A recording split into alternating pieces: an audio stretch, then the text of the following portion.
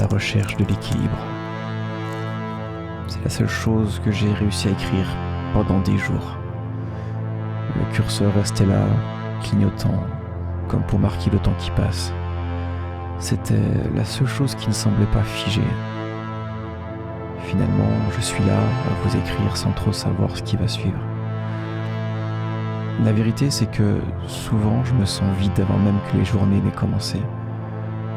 Je cherche la force de me lever, mais j'ai comme une gravité invisible qui m'en empêche. Alors je regarde le plafond à la recherche de sens. Je vois ma liste de messages privés grandir encore et encore sans jamais réussir à répondre. Alors qu'au fond, je le veux. Le vide remplissait mes journées, accompagné par la culpabilité, la tristesse, une fatigue infatigable et plein d'autres amis qui vivent dans mon âme depuis plus d'une décennie. On appelle ça la dépression. Dans ces moments-là, même ce qui est censé me sauver me lâche.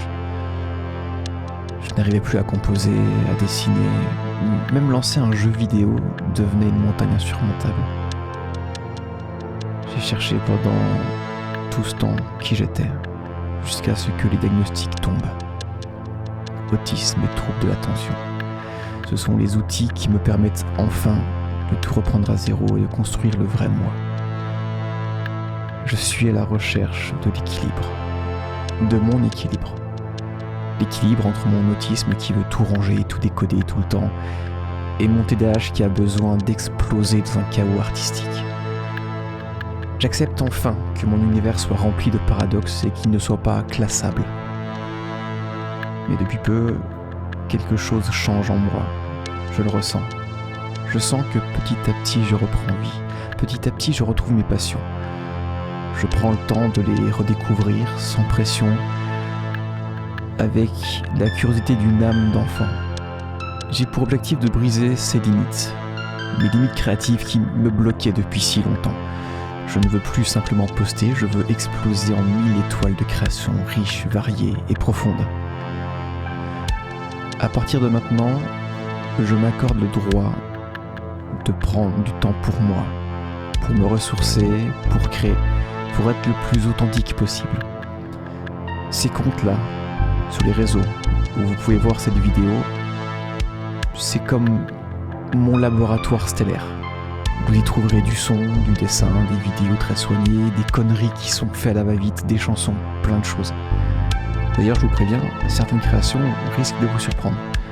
Je vais explorer des territoires où on ne m'attend pas et où je crève d'envie d'aller depuis si longtemps. Je posterai donc moins fréquemment, mais chaque fois, c'est la seule promesse que je vous fais, ce sera un morceau de mon âme que je vous donnerai. Loin des artifices qui sortent chaque jour pour flatter les algorithmes, tout ça vraiment je le vomis. Je vomis ce contenu vide d'émotions, vide de nuances, où l'on ne ressort que le négatif, on juge tout le monde. Je vous invite d'ailleurs à faire le tri dans vos flux. Ne suivez que ce qui vous donne envie de briller. Et ça vaut aussi pour mon compte. Si pour je ne sais quelle raison, mon univers vous apporte du négatif, désabonnez-vous. Mais si au contraire, il vous aide, il vous donne un peu de lumière, si c'est pas déjà fait, suivez-moi pour cette aventure dans mon univers qui est en pleine expansion. Du coup, si vous êtes encore là, c'est que vous êtes les étoiles de ce décor. Vous faites partie de ce qui me fait briller dans le noir. 2026 sera le vrai début de l'aventure Dream Monkey. Mon objectif, c'est d'arrêter ces putains d'antidépresseurs et de devenir le vrai moi. Et d'enfin trouver cet équilibre. Je crée des choses avec mes émotions et j'ai tellement hâte de vous les partager. Finalement, la seule chose, la seule règle de mes créations se limite dans ma bio. Je crée des choses avec mes émotions et j'ai tellement hâte de vous les partager. En attendant, prenez soin de vous, écoutez-vous, n'oubliez pas de briller et de donner de l'amour autour de vous et d'ouvrir votre esprit. On se retrouve donc au prochain partage d'un morceau de mon âme.